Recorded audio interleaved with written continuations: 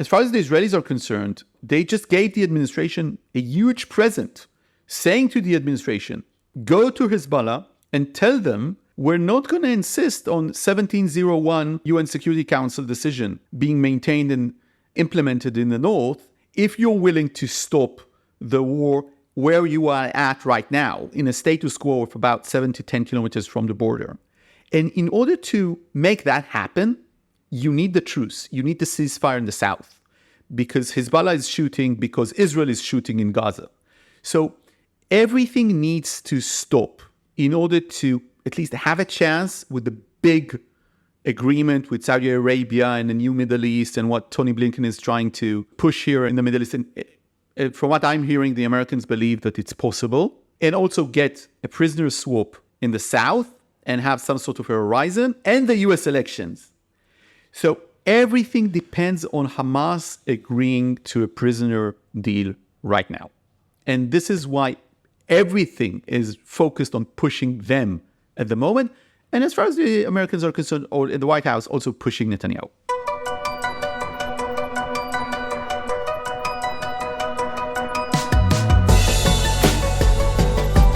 Are we watching before our eyes a dramatic change in the Biden administration's approach to Israel's defensive war against Hamas? In recent days, President Biden has described Israel's response to Hamas in Gaza as, quote, over the top, as though Israel's military response is disproportionate. Secretary of State Blinken, who has laid out a new and unprecedented approach to the creation of a Palestinian state, has suggested that Israel is operating as though it has, and I quote here, a license to dehumanize Palestinians. And he compared that to the way Hamas dehumanized Jews in its October 7th massacre. This is language against Israel that the Biden administration had not only more or less strenuously avoided, but had actually criticized only weeks ago. Take a listen to President Biden's National Security Council spokesman, John Kirby, less than 2 months ago. While we all want the war to end as soon as possible to stop the human suffering and to establish conditions for an enduring peace, something that the president and the entire team continues to pursue, a unilateral ceasefire with a terrorist group like Hamas is not the answer. Or Matthew Miller, the State Department spokesman, who speaks from the podium on behalf of Secretary Blinken. I have not seen evidence that they are intentionally killing civilians. We believe that far too many civilians have been killed. But again, this goes back to the underlying problem of this entire situation, which is that Hamas has embedded itself inside civilian homes, inside mosques and schools. It is Hamas that is putting these civilians in harm's way. For all the questions, I'm surprised I don't hear more people saying, why doesn't Hamas lay down its arms? Why doesn't Hamas move out of schools? And then, of course, there was Secretary Blinken himself. What is striking to me is that I hear virtually no one demanding of Hamas that it stop hiding behind civilians, that it lay down its arms, that it surrender. This is over tomorrow if Hamas does that. This would have been over a month ago. How can it be that there are no demands made of the aggressor and only demands made of the victim? There is a litany of quotes like this by senior administration officials over the last few months. These quotes in particular were in the last few weeks. Repeatedly, the Biden administration has gone out of its way to describe the impossible situation Israel is in trying to fight Hamas defensively, and the degree to which the IDF has been taking measures to fight this war humanely and morally, in ways, according to the Biden administration, that no other military has conducted modern warfare. So what has changed? And should Israeli leaders be concerned that the U.S.-Israel relationship is now entering a new phase? To help us understand what's going on, our guest today is Nadav Eyal, who returns to the podcast. Nadav is a columnist for Yediiot, one of Israel's largest news organizations. He's one of Israel's leading journalists. He's a winner of the Sokolov Prize, Israel's most prestigious journalism award. Eyal has been covering Middle Eastern and international politics for the last 2 decades for Israeli radio, print, and television news. He received a master's degree from the London School of Economics and a law degree from the Hebrew University of Jerusalem. In this conversation, we also get an update from Nadav on the heroic hostage rescue that occurred over the last couple of days in Rafah, for which Nadav has done firsthand and frontline reporting. Nadav Eyal on Jerusalem, Rafah, and Washington. This is Call Me Back. And I'm pleased to welcome back to this podcast my friend Nadav Eyal, who comes to us from Tel Aviv, who is in the midst of reporting and analyzing on a lot of news. Nadav, it's morning for me, it's afternoon for you. Good to see you. Good to see you too, Dan. I appreciate you coming on short notice, given all that's going on, but that's partly why we wanted you on. In the last 12 hours, we're learning more and more about this hostage rescue in Rafah. Can you tell us what you know so far? So, two hostages, Fernando Merman and Luis Her, both taken from a kibbutz called Nir Yitzchak on October 7th by Hamas terrorists, and were held by Hamas in Rafah in a family home, just a regular family home, by their kidnappers. Were released in a daring operation that was conducted by the IDF, the SWAT teams, the Shin Bet operational force, the Israeli Air Force that was involved in the entire operation. There was also a sort of a maneuver within the Gaza Strip near Rafah that was basically focused at taking away the attention of the Hamas so that they'll be able to operate in that area. And they were released at about 1 a.m. and they are in good shape. The way that it was conducted is that the IDF traced the place that they were kept in. This is because of information that they got from the Israeli Shin Bet. They practiced on models. The IDF has a lot of experience with releasing hostages. This is really the history of Israel, and you probably remember that all the way back to, you can hear some sounds here in the background because I'm in an office. You might be hearing this kind of noises as we go along. But at the nerve center of your news gathering operation. Don't worry, we're good with that. Yeah, that sounds brilliant. And they basically have the operational skill to conduct these kind of operations in a way that will allow the release of hostages sometimes unharmed. And this was indeed the aim here. They practiced on the model for, I don't want to say many weeks, but they practiced for a long time, relatively speaking. And they were looking for a specific operational window that came through intelligence so that they can act and they have a good idea that they'll be able to release these two persons, which, by the way, one of them has his partner that was released in the hostage deal earlier, and she's back home, and other family members that have experienced, of course, the horrors of October 7th. When the forces came there, they managed to get to the second floor of the building, and then they broke into the room using explosive. They broke the door. They had an idea where the abductors are in a way that they could eliminate them right in the beginning of the operation, which they did. But then, of course, it became much more complex because when shots were fired, fire opened against the IDF operating in that area and against those hostages. Basically, the soldiers protected them with their bodies all the way through until they got into the armored vehicles that were brought into that area. And then, while all the time fired and shots are being fired by Hamas terrorists around them, they were brought back to Israel through the southern part of the area of Rafah.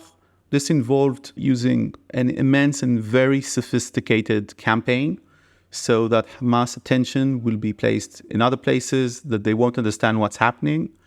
And this was a highly complex and, for Israel, a successful operation in the sense that at the end, these people were released unharmed and no Israeli soldier was seriously hurt during the operation.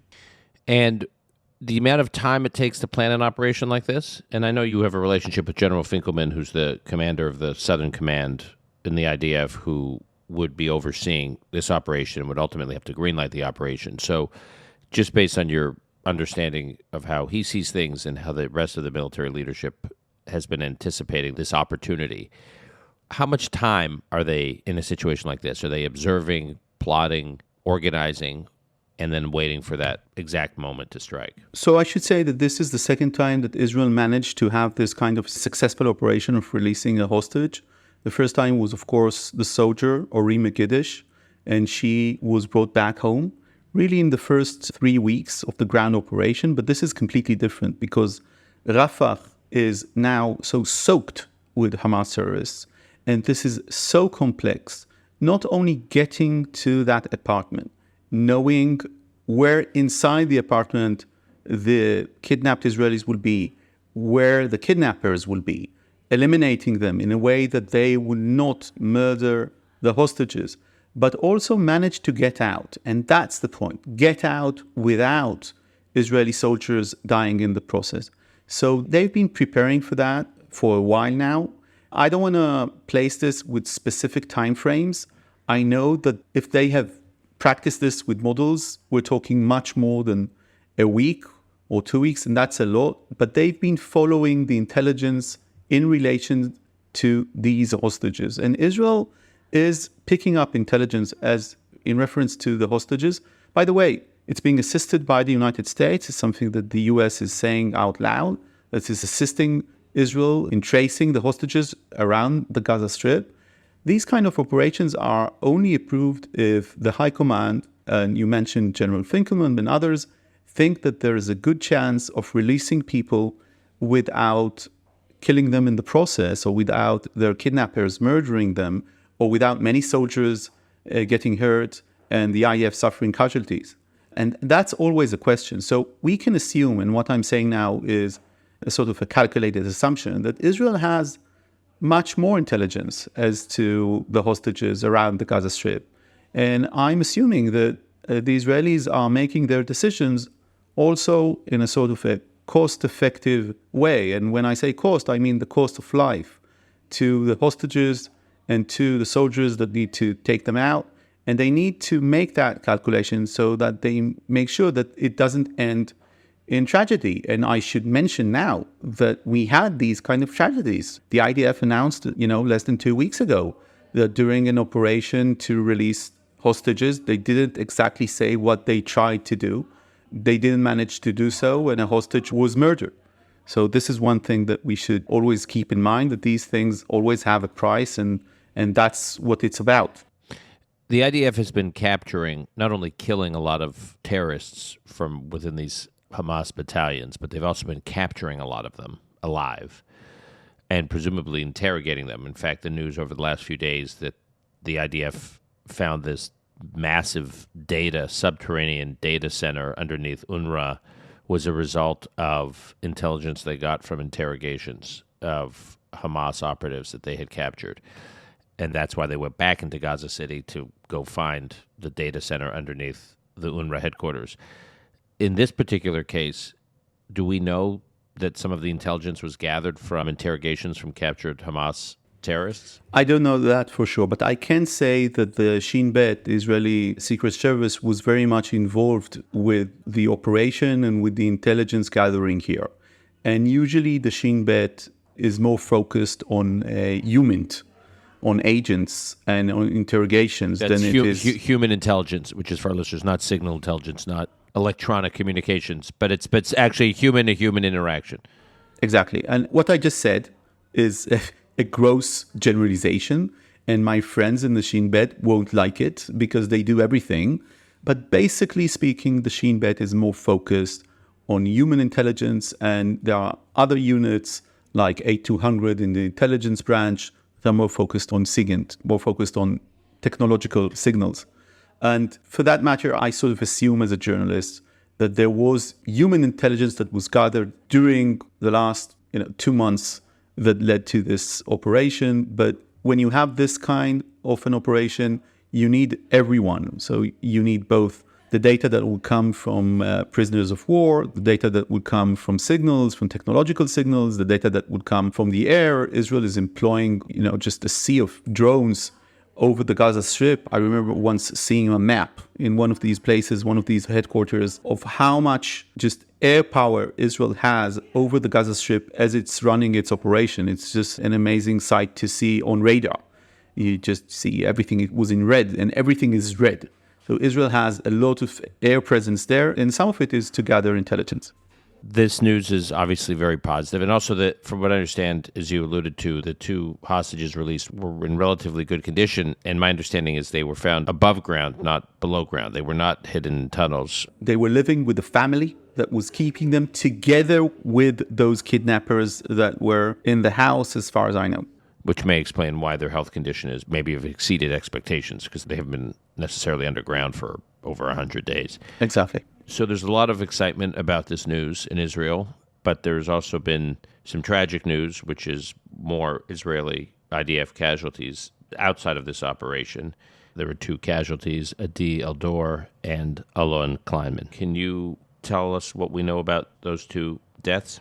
So Adi Eldor and Alon Kleinman died in an anti-tank missile attack in the southern part of Gaza, where Israel is having its operations right now, its most highly intensive operation, not exactly in Khan Yunis, but not far from it. And this just reminds us, for Israelis, it happened in the same night that Israelis heard about the release of the two kidnapped Israelis. So the news came entwined. 2 soldiers died in the operation and 2 Israelis were released. And one of the most uplifting things that I saw today is the parents of Adi Eldor, Liron and Rakefet, and they spoke just before the funeral. And what they said is that our sons are dying and they are fighting because they think that this is a just war. We need to get every kidnapped Israeli back. It's our responsibility. So they were using their airtime to speak about their son. And they were saying that this is the most important thing that the IDF soldiers are fighting for. And this is the reason that their son thought it was a just war and a war that's worth fighting. And of course, he died in that war. And unfortunately, he's not going to be the last. And Israelis know that it's not over and it's not close to being over. And Alon Kleinman, just not that we need reminders, but we're often reminded of how the casualties in this war and the victims of the October 7th slaughtering and the hostages touch so many Israelis, just the circles that they touch socially, familially. And even Alon Kleinman is the cousin of the best friend of Alon Benatar and his family. Alon, our producer of this podcast. Alon is Israeli, lives in New York, but he and his wife have lots of family in Israel and a lot of Israeli friends here. And they have a connection, indirect, but a connection to Alon Kleinman. It's just every time I hear news of Israelis getting killed, I sort of brace for who I'm going to speak to or who I know that will know the person or know family of the person that was killed. I'm sure, Nadav, you deal with this exponentially more than I do. Yeah, so it's part of the ritual of the unfortunate ritual of this war that we wake up each morning and we ask ourselves, do we know the names of the people that sacrificed their lives during their service in the IDF? And I'm saying the people because, most of the people fighting in Gaza until lately were reservists.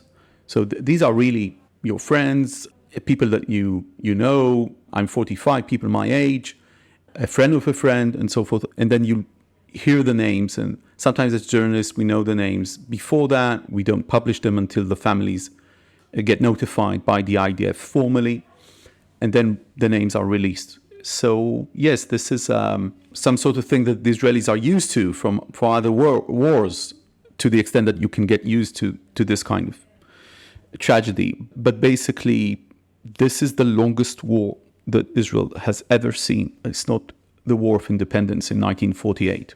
So it's day in and day out. I should say that there are a lot less casualties now than they were a month and a half ago. The IDF has been doing much better in terms of casualties because it has been crushing the Hamas regiments across the Gaza Strip, and that meant that they are in a condition, at least operationally speaking, they're much more successful and they have less resistance. So, days are good when you don't hear any name.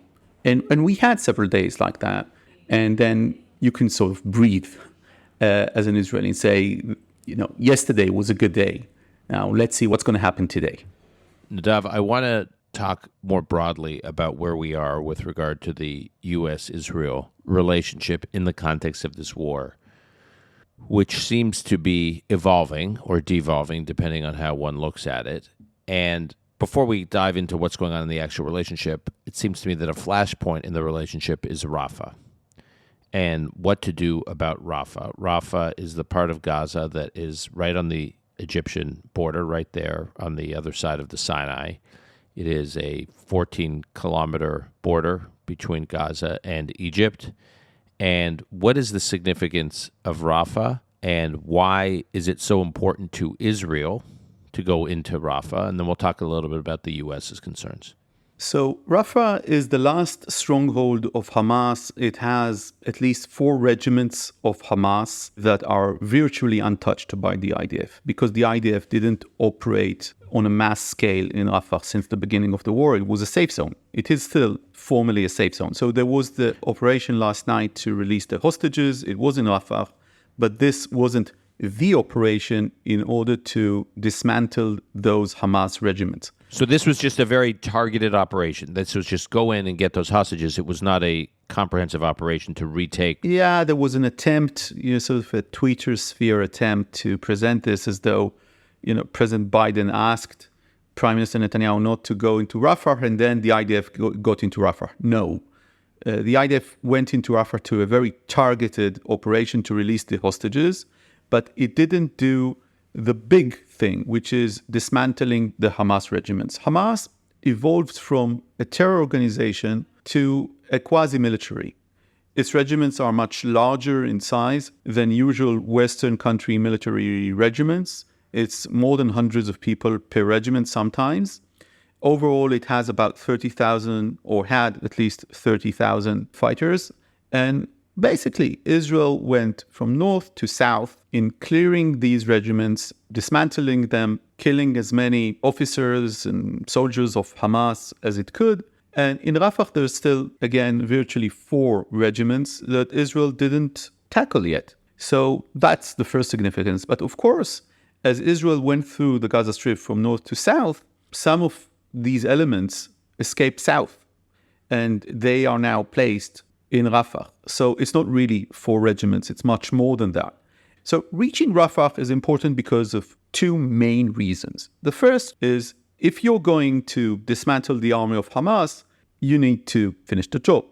The second reason is because of what is labeled the Philadelphia route. The Philadelphia area is the place in between Egypt and the Gaza Strip, and it is where usually all the massive arms was smuggled from underneath the ground from these tunnels. So Hamas basically got its training in tunnels in Philadelphia and Rafah. Okay, so just so we get the terminology right, so it's not, because I think people hear, Americans, Westerners hear this, they hear Philadelphia. It's not the city Philadelphia, it's Philadelphia, right? That's the corridor. Okay.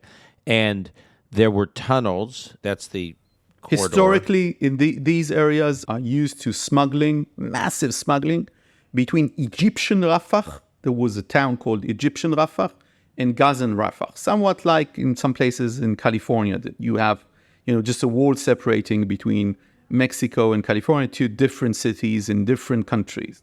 And of course, smuggling in these areas is very lucrative any way you look at it. But because Israel imposed its blockade of the Gaza Strip after Hamas rose to power in 2007, these kind of smuggling tunnels became highly important for the Hamas rule. And just to be clear, when Israel withdrew from Gaza, the understanding was this 14-kilometer border was supposed to be secured by the Egyptian military. 750 members of Egyptian military personnel were supposed to be securing that border.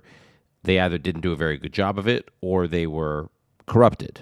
Yeah, but at a certain point, Egypt did make a significant decision. Basically, it transferred Egyptian Rafah. So actually, Egyptian Rafah, that town that was based to an extent on smuggling, was moved by the Egyptians, and they ruined the entire urban area on that border, on that southern border, so that Gaza won't enjoy the type of smuggling that we have seen before. At a certain point, the amount of smuggling decreased substantially. Israel went into the Philadelphia area at some points, and it had some sort of targeted operations along the years. The Egyptians did some work, and it became less important to an extent because Israel allowed merchandise coming to Gaza from certain areas. So, of course, if you wanted to smuggle into Gaza a weapon, that would be virtually impossible through those truckloads that were coming through Israel. But you do have the Egyptian gate, and that Egyptian gate has both a formal gate, and that's how Palestinians, for instance, can travel abroad, unlike, stuff that is sometimes said in, social networks. They can do this through Egypt, although Hamas limits them, and sometimes Egypt does, but this is not with Israeli control. And also you can have some merchandise coming through Rafah from Egypt, but also you have the informal routes, which are the smuggling. Now, nobody knows exactly the extent of these smuggling tunnels underneath Palestinian and Egyptian Rafah.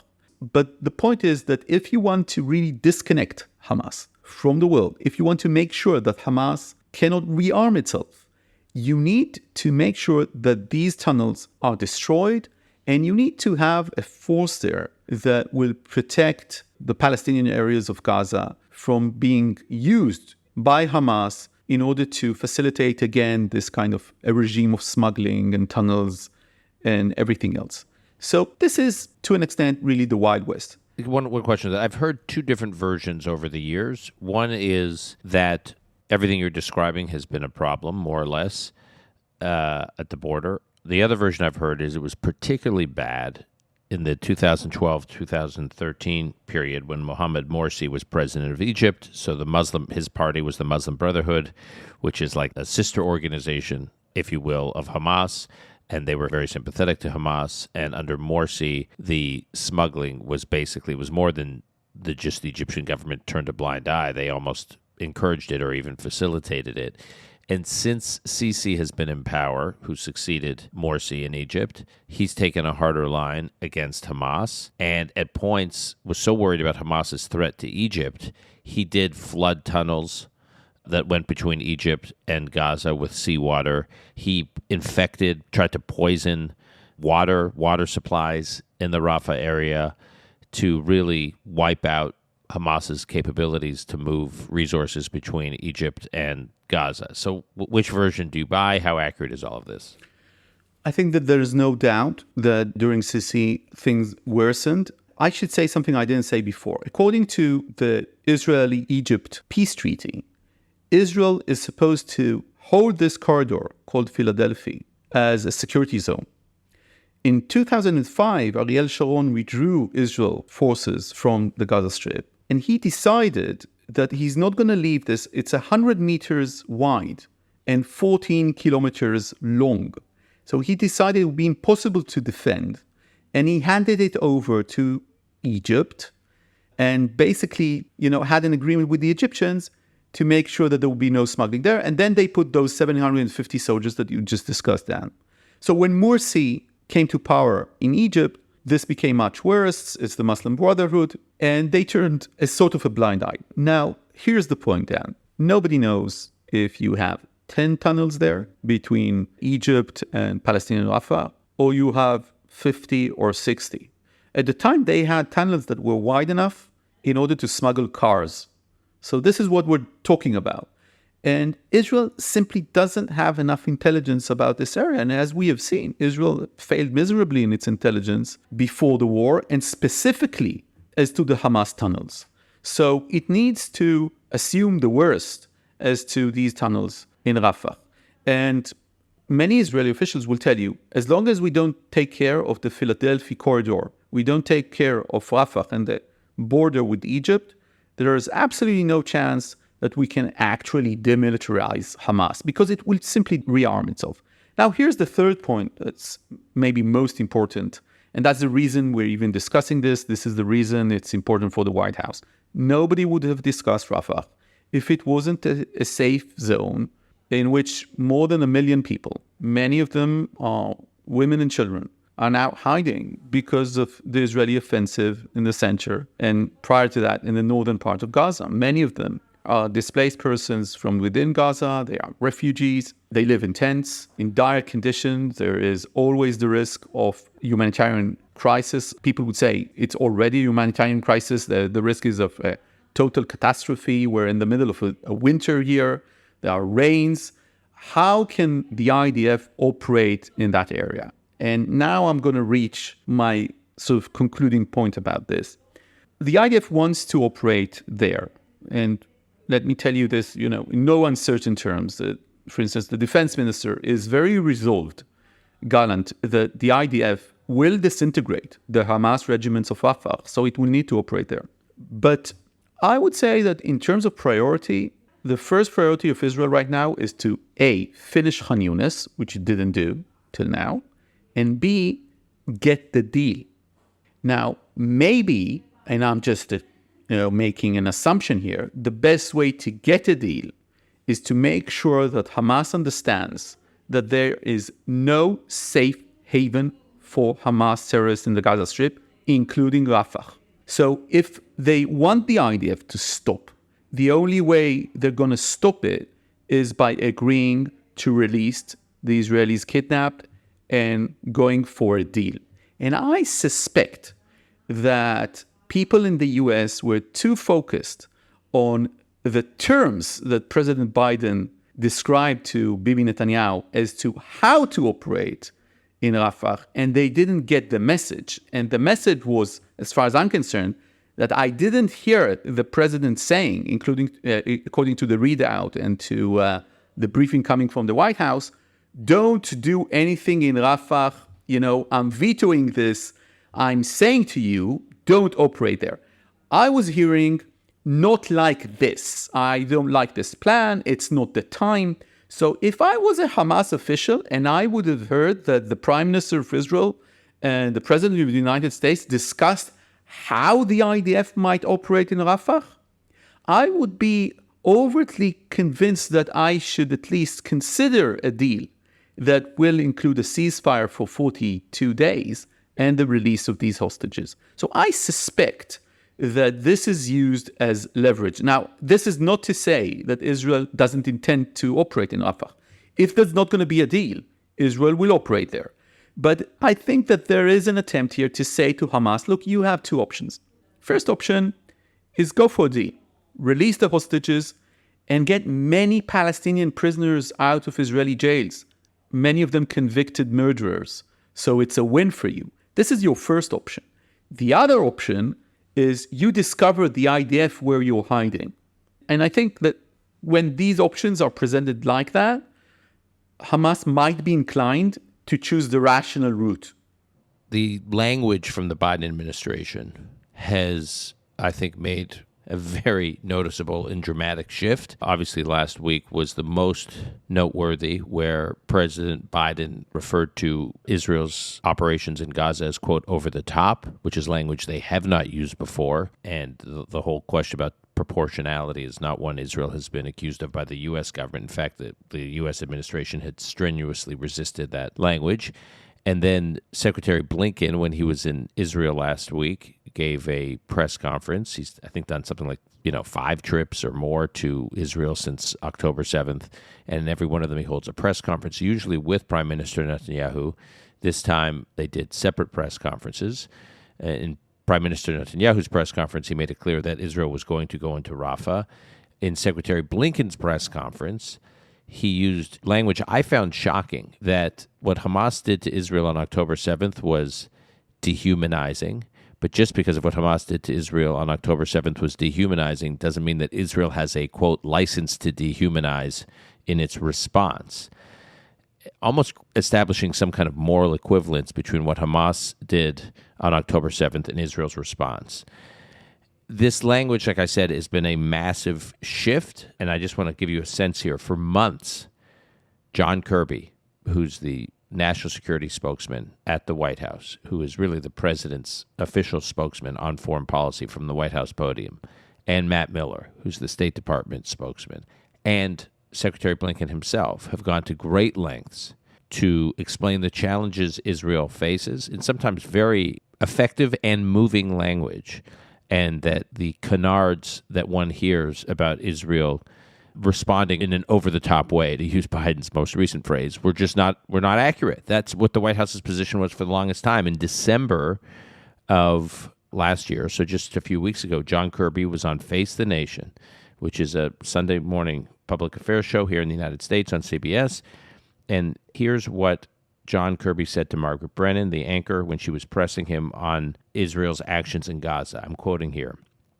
"I think it's also important for people to remember," Kirby said, "what they're up against here," meaning Israel, what Israel is up against here. Hamas deliberately shelters themselves inside residential buildings, hospitals, and schools, basically on purpose putting civilians in the line of fire. And what Israel is trying to do is get them out of the line of fire. So it's an added burden that Israel has as a modern military. We recognize that, but it's also a very difficult burden and obstacle for them to overcome. And in other interviews, he's expanded upon that and basically said he couldn't think of any other military, including the U.S., that's ever had to deal with this kind of challenge that Israel's doing. So here the U.S. had been going out of its way to defend the way Israel was conducting this war. And then suddenly, last week, in 1 week, we get over the top, which is code for a disproportionate response, and we get license to dehumanize, which is really offensive language, as though Israel's in the dehumanization campaign, rather than Israel is defending its country and its border from mass slaughter. So I want to unpack what's going on here. There's obviously a lot of U.S. politics going on here, but there's also concern about Rafah. And as you said earlier, it may be that it's impossible for Israel to finish the war against Hamas without going into Rafah. And the reality is, when Israel fought in northern Gaza, they moved, you can tell me the number, but they moved a large number of Palestinian civilians from North Gaza to South Gaza, to the Rafah area. And now the White House is saying, so you, Israel, say you're going to conduct an operation in Rafah. Well, how are you going to do that, given that the whole civilian population of Gaza, or a big chunk of it, now seems to be concentrated in Rafah? What's your plan? Yeah, first of all, as to the American side of the story, I'd love to hear your thoughts about that, Dan. Why did they change? The feeling in Israel is that almost everything that happens now in the United States, and specifically in the White House and maybe in the State Department, is related to the elections, of course. And that's what's calling the shots. Yeah, well, I'll just tell you. So in recent weeks, you've had a series of polls come out. There was the NBC News poll. There was an ABC News poll that just came out over the weekend that shows Donald Trump beating, depending on the polls, which polls you look at, beating Joe Biden in national polls, and also beating Joe Biden in almost every battleground state. And in fact, I can pull some of these numbers up because they're quite extraordinary. So recent polls have Trump beating Biden in Georgia, Trump beating Biden in North Carolina by 10 points. I mean, one of the only battleground states he's not beating Biden is Pennsylvania, but he seems to be beating him everywhere else, and he's beating him again in the national polls. And just to put this in context, in 2020, Trump was never up against Biden in any single national poll. Now he's leading Biden in virtually every poll, or they're just neck and neck. The Biden people are trying to understand why that is. Now, there are a number of factors for why Biden is so weak, but one is the base of his party is not enthusiastic about Biden's reelection. And the progressive base seem to be quite animated by the Israel issue and Israel's war in Gaza. And they think this has become too hot. Now, I'm skeptical. I mean, I do think there is some progressive unenthusiasm for Biden.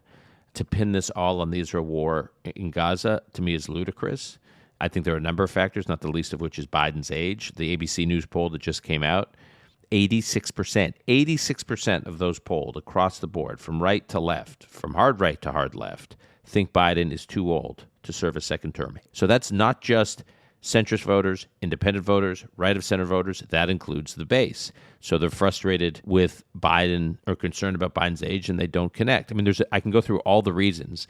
I think that if the segment of that electorate that is pro-Hamas is tiny, and the idea that that is going to be a deciding factor on who turns out to vote for Joe Biden in 2024 is ludicrous, as far as I'm concerned, especially if Trump is on the ballot, meaning those voters are the most likely to turn out if Trump is on the ballot. because Trump will be the motivating factor regardless of whatever their frustrations are with Biden. So I think they are overreacting, but nonetheless, Biden is weak. He has depressed enthusiasm with his progressive base, and they're looking for ways to remove that depressed, deflated enthusiasm. And so they're thinking of quick fixes. And one quick fix is get Israel to stop bombing Gaza and get Israel's war in Gaza off the front page of the news and off of TikTok. And then we can, we can't even begin to think about re-engaging that base. Secondly, Michigan, which is an important state in the Electoral College, one of the battleground states, one that Joe Biden won in 2020, one that Donald Trump won in 2016. There has been much discussed in Dearborn, Michigan, a sizable Arab American community, Arab American constituency, and they are making a lot of noise now about that they're going to stay home in 2024 and not be there for Biden. Now, again, as a percentage of the electorate in Michigan, they are quite small, less than 1% of the electorate. The idea that if Biden can't motivate this base, this segment of the electorate, he's going to lose Michigan, I'm skeptical of. If the election hinges on this tiny percentage in the Michigan state electorate, he's got bigger problems in Michigan and throughout the Midwest. So again, I think they're bringing a hammer to what is a very small nail on this issue, but nonetheless, my sense is they think it's an issue that is like it's either on or it's off, and they want to turn it off. And the way they turn it off is to get the images out of the press and get the images out of social media. And the way to get the images out of the press and off of social media is just get Israel to stop the bombing. And Rafah is the opposite of stopping the bombing, or a potential operation in Rafah is the opposite of stopping the bombing. Yeah, well, sounds right to me, but you're the American expert on that. I hear from the Israelis that they understand from the US that they would want to see Israel much more appreciative to the president and specifically to what they label here in Israel in Hebrew. Sometimes I'm translating the grand plan, the big plan, the plan that Blinken presented while he was here. And I'm talking about normalization with Saudi Arabia. We discussed that then. Having some sort of a truce or ceasefire for a long period of time, having the PA or a revitalized PA, whatever that means, back in the Gaza Strip, and having a horizon, something that Prime Minister Netanyahu has been very adamant against, about, and this, for the administration, is something that they see as counterproductive. They're also using, or some officials are using, very powerful words when they talk about Netanyahu himself. So we hear that leak to NBC News about the president calling him an asshole, but it's not the only thing I'm hearing. I'm hearing people in the administration saying that the prime minister is sabotaging the efforts of the administration. And it seems that it still has a way to go. But let's remember that after these things were said, the president spoke with the prime minister. And I think this conversation was very important. I think, first of all, that the president wanted to make sure that his over-the-top comments, the things that Blinken said in Israel, are not being misread by Israelis and by the government. And it was always the tendency of American administrations, and you know that better than me, Dan, to use the leash, with your allies, but also make sure that they understand that we're on their side. So in that conversation, the president, first of all, reaffirmed his commitment to the Israeli response to what happened on October 7th. And he basically pressured the prime minister to send the security delegation to Cairo to discuss the counteroffer made by Hamas as to the prisoner swap deal. Now, that offer of Hamas was and is still perceived by both Israelis and Egyptians and Qataris as not serious enough. But from what I'm hearing, Israel is going to send that delegation. So it's going to say yes to President Biden's request. Send it anyway, even if you don't believe it's going to happen. Let's get the talking going. And the second thing is that the president summed up that at this point of time, when you have this number of population, Palestinian refugees in Rafah, you cannot conduct a military operation there right now. And I, again, as an Israeli and also as a Hamas fighter, would see this actually as saying, look, in certain conditions, I'm going to greenlight this. And I suspect that the president said that so that Hamas will understand that this is on the table and trying to pressure them. I should also say that within the Israeli leadership, there's a lot of tension around Rafah. There was an argument between the chief of staff and the prime minister, and this is not a thing that happens a lot during the last war cabinet meeting. And during that discussion, basically Netanyahu said something like, I want to get Rafah done by Ramadan, by the month of Ramadan. It's quickly approaching. And so that would be by March 10th. Yeah. And I want to get it over with. And then the chief of staff said, in order to do that, we need to have certain circumstances in place. And what he meant is both having a coordination with Egypt and having most of the people right now in Rafah as refugees not there, because the IDF cannot conduct its operations in such a condensed area with over 1 million refugees. More than half of those are women and children. And then it was also clear that the IDF doesn't have the manpower right now to conduct this kind of operation.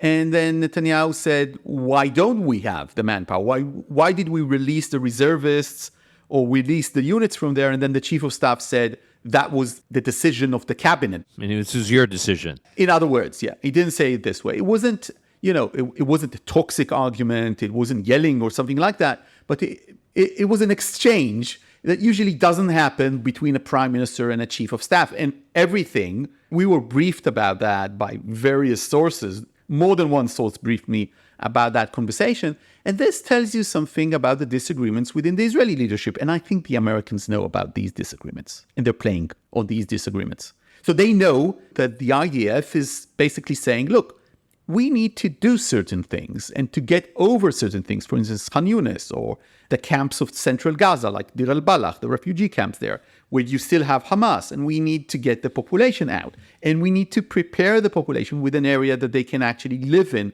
without having a humanitarian catastrophe there. And we need to enlist more reservists back. And then we need to prepare them before we operate in Rafah. And the political leadership, mainly Netanyahu, is saying, I want this done as soon as possible. And I would also say that everybody's also talking, but understanding that Hamas is hearing that. And everybody wants to pressure Hamas to a deal. And here, the intentions of the US, the Israeli army, the Israeli prime minister, the families of the kidnapped, they all intertwine around this idea. You need to pressure Hamas not to delay the deal, to go for a deal as soon as possible. By the way, it's also important that because of what's happening in the north of Israel, in the northern border. So Amos Hochstein... With Lebanon. Amos Hochstein got a clear green light from Israel to advance his proposal, which I must say includes, really, as far as the Israelis are concerned, a major compromise by Israel as to Hezbollah. Basically, Israel has waived its demand for Hezbollah to withdraw beyond the Litani River to the northern side of Lebanon.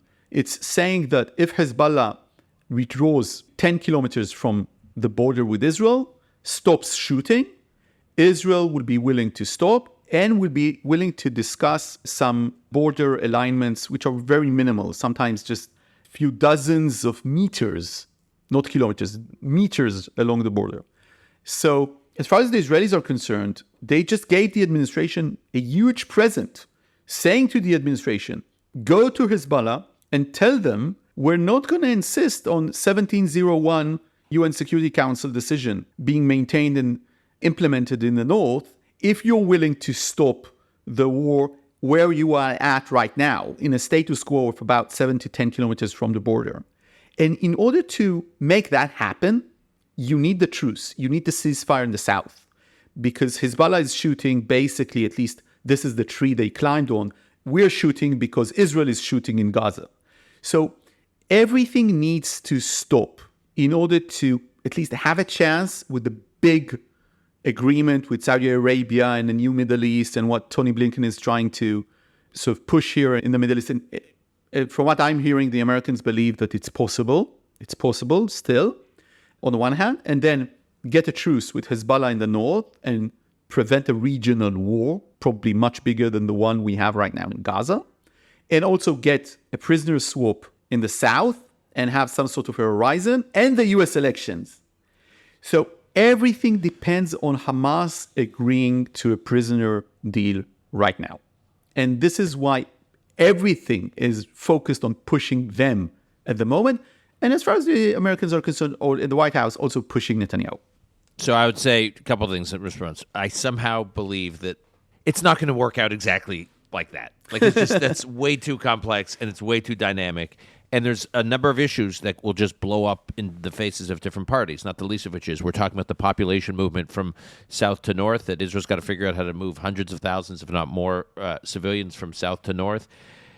If that's done in a haphazard way, God knows what kind of bad actors are going to wind up back in the north, right? What kind of Hamas operatives and Hamas leadership are going to sneak in with the civilian population to get up to the north? So if there's not a comprehensive way to manage that and actually vet who's actually moving, it could expose risks to Israel right back there again on Israel's southern border. The issue on the Saudi normalization deal, Palestinian statehood, Blinken also used language that, again, I've followed U.S.-facilitated peace processing back to the early mid-'90s, the Madrid Peace Conference under George H.W. Bush, the Oslo process under Bill Clinton. At every peace process, even go forward to 2000, Ehud Barak, Camp David, go to 2008, Omert, go to Obama and Kerry, whoever, I mean, obviously these were at various stages of progress, but whoever has tried this, the path to Palestinian statehood was always predicated on milestones, not instantaneous statehood, milestones. And Blinken said last week that there should be a path to a Palestinian state that is time-bound and irreversible. I'm quoting him here, time-bound and irreversible. The U.S. government has never used language like that before. To me, that was a watershed moment. That is basically saying, we're prepared to launch this process, and hell or high water, we're going to stick with it. What does that actually mean? What if Hamas or Hamas 2.0 figures out a way to insinuate itself in the future leadership of a Palestinian state? Is it still time-bound and irreversible? Are we like, well, we have a plan, we have a timeline, and it's irreversible, so we're proceeding with the Palestinian state? Or can the parties, Israel and the United States, shut it down because what they're getting in a future Palestinian state is not much different from what they've had from Palestinian leadership thus far in Gaza or Ramallah? So what was the Israeli reaction to, I'm just telling you, for those who follow these events over here in the United States closely, like me and others, Blinken's time-bound and irreversible language was quite jarring. Nobody was taking it seriously. So I'm sorry to say that nobody in Israel is taking it. Nobody in Israel. They just think it's rhetoric. And by the way, I've had meetings in important places in Israel the last 3 days. Nobody even mentioned it to me in relation to the grand deal or the big peace process of the region, including Saudi Arabia. Israelis don't think that Saudi Arabia is insistent on it. They think that if there is an insistence on it, it stems from the White House political consideration as to 2024. That's the truth. That's what the Israeli government officials think, that it doesn't come from Riyadh. It comes from the White House needing to supply some sort of proof to young progressives that it's actually committed to the Palestinian statehood. And that's the reason. And Ron Dermer, that you know quite well, is working hard in order to get some sort of phrasing that would be applicable, that would be viable as far as the Prime Minister is concerned politically, won't lead to the disintegration of his government with the far right, and on the other hand, would be good enough for the Saudis to advance. Because here's the point, Dan. If the Saudis want their defense pact, if they want their nuclear power, if they want their arms deal, and if they want the support of the United States, they have a small window, and it's closing, to get that. And that's the analysis I'm hearing, not only from Israelis, but also from Washington. And this is, by the way, the pitch that Americans are making to Israelis. They're saying, look, if they are going to wait for Trump, Republicans might support it, but Democrats are not going to support it. And as you know, you need a very specific majority to pass some of these things. So you need the Democrats. And the Democrats are going to go for it because they know that Biden needs this win. And they know that part of the deal is a path to statehood. But if you're going to wait too long, they're saying both to the Israelis and the Saudis, then what you're going to get is we're going to be in an election cycle and nothing's going to happen, or you're going to get Trump. And with Trump, nothing's going to happen anyway. So this might be a historic window. And some of the Israelis that I speak with are actually convinced, including within government, that Israel should go for it because it will change the region. Now, if the US wants to commit itself to sort of phrasing like irreversible in the Middle East, this is just political posturing, right? It's not serious. It's not the way to go in the Middle East. Nobody believes that in the first place. And again, nobody's discussing it. Until this conversation, I heard it once mentioned before, and it's when Secretary Blinken actually uttered the words. So it wasn't mentioned to me by any Israeli official since. Just for our listeners to put a fine point on it, if there is to be some kind of advanced, deepened diplomatic and defense relationship, some sort of defense pact between the U.S. and Saudi Arabia, it has to your point, Nadav, it has to be passed in the Senate. That's 2/3 vote, which means it's got to be a bipartisan vote. The Democrats are not looking, most Senate Democrats are not looking to give bells and whistles and toys to Saudi Arabia, certainly Saudi Arabia led by MBS, post-Khashoggi, post-Yemen, post-Saudis fighting in Yemen that was the source of a lot of tension with Senate Democrats. And they're not looking to give a win to Prime Minister Netanyahu. So if this is seen to get the region on a path to a Palestinian state, that could be digestible by the Senate Democrats. And if it's important to Biden in an election year where he gets a big foreign policy win, that's also, something that Senate Democrats will understand.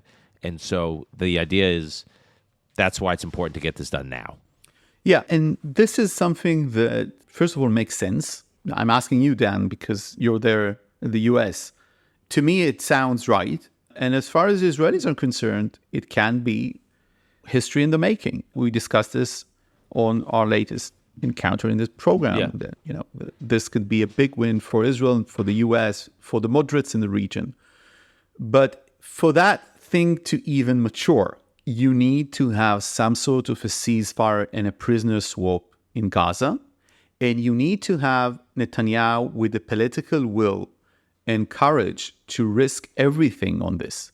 Because even if there's some sort of a solution, some sort of phrasing that will be fine by the White House and good for the Saudis as to the Palestinian statehood, and it won't be irreversible, but it will be good enough to have normalization, even then, the far right would probably withdraw from government. Anything that has the words Palestinian and state within it are very dangerous for Netanyahu. And Netanyahu, at any rate, is losing in every poll. He's in a very precarious situation. He's not trusted most of the Israelis. He's getting terrible polls. You're talking about Biden. I see the polls that Biden is getting. Biden at least has some of his, at least 45, 48% of his base. Here in Israel, the coalition is losing in the latest poll about 20 seats. So their condition is very dire. And for Netanyahu to do so, he's not the kind of politician that makes these big maneuvers. He's usually being stressed to it, being forced to do something like he did the Y plantation agreements when he compromised on Hebron at the time. So he was pressed by Clinton and pressed again and again. It's not for him this kind of a Shimon Peres or Yitzhak Rabin or even Ariel Sharon move. He prides himself in being reserved and careful strategically. This is something that he talks about as part of his legacy. For him to say, I'm going to acknowledge the need for Palestinian national self-determination and even a demilitarized Palestinian state just a few months after October 7th, he wasn't the character to do so. So I'm not too optimistic. I don't know. I don't want to use the word optimistic or pessimistic, but I don't think it's very plausible that Netanyahu will go down that route. And those who expect him to do so need to explain to him too, why should he do that? Because if he commits this kind of political suicide, as far as he's concerned, the agreements might not pass too. Because right now in the Knesset, you don't necessarily have, the type of votes. And other people who say, no, of course, they'll just pass, not with the right-wing votes, but and members of Knesset. But this is way down the road, and we're not there yet. Yeah, I think a big issue I suspect, in Israel, not just with Netanyahu's base, but across the board and across the political spectrum, or a wider part of the political spectrum than it may have been pre-October 7th. And I think including over here could be a domestic political issue against the normalization and against passing the Senate and against the Biden administration is if October 7th could be interpreted as the new Palestinian Independence Day, that the Palestinians got their state because of October 7th.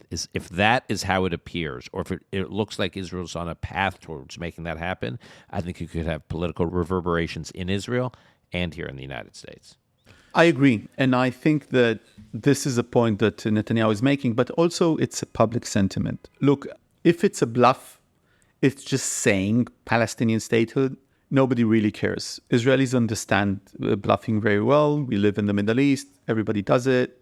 And of course, Israelis do all the time, politically speaking, in the region. And that's fine. But Israelis now, in terms of the electorate, will never agree to any concrete steps towards the formation of a Palestinian state. And even if there will be security assurances from the United States, and there will be some sort of guarantees, right now, the electorate won't hear about anything that's related to compromising with the Palestinians. Specifically, when you see the polls conducted by Dr. Shkaki and others in the Palestinian territories, the West Bank, where you see that the support to Hamas there is very much entrenched, more than 50% of the public, and more than 70% of the public is supportive of the October 7th attacks. So trying to convince Israelis in this kind of political environment that they should now, after October 7th, compromise in a concrete way with the Palestinians is not something advisable for anyone who wants a political career in this country right now. Now, saying, on the other hand, look, guys, I'm going to bring normalization with Saudi Arabia, and we're going to win regionally only if I utter the words Palestinian statehood somewhere in the future in a very theoretical way. They can understand. And Netanyahu has multiple tools, including his own media, in order to make that message very clear that he doesn't really mean it, and he's being forced to say Palestinian state, and he's not going to allow the formation of Palestinian state. And the Saudis just need this alibi in order to have a peace agreement with Israel.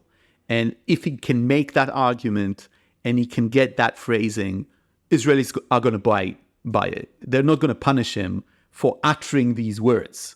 They are going to punish him if he's going to do something towards that direction as a result, as you said, Dan, of the October 7th attack. This is something that won't fly politically in Israel. Again, in terms of the far right, you never know. It really depends on polls. If the far right thinks it's good for them to overthrow Netanyahu, Ben Gvir and others, they'll do that, of course, even if he just utters these words. But electorate speaking, Israelis are fine with saying something they don't, the prime minister doesn't mean, in order to get the concrete steps of normalizing ties with Saudi Arabia. And they also understand something that I think that in the US they don't understand sometimes, people that I speak with, that the Saudis don't care about the Palestinians too much. And they don't care about the Palestinian cause. But they need to have this kind of assurance that they advanced it substantially because of normalizing ties with Israel. All right, Nadav, to be continued. Thank you for this and for the quick turnaround. Grateful for your insights and your reporting as always. And I'll speak to you soon. It's a pleasure being with you, Dan. Thank you.